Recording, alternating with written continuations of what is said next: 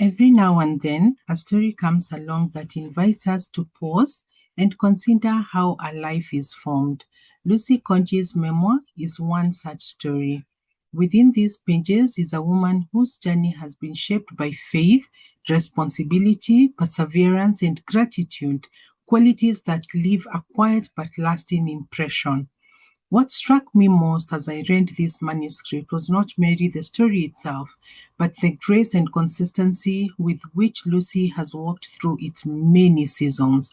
Hers is a life shaped through family, through work, commitment, love, and an openness to God's hand along the way. It is this depth, forged over time, that gives the book its particular strength and dignity. In these pages, Lucy does not present herself as someone with a perfect path. Instead, she offers something far more meaningful, an honest account of a life lived with perseverance, gratitude, and trust in God.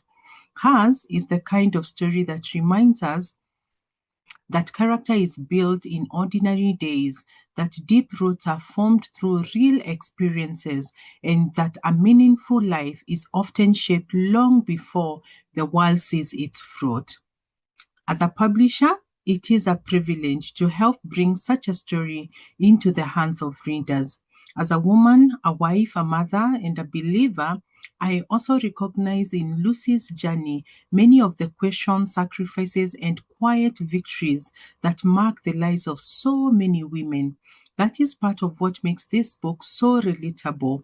It speaks with humility, but it carries weight.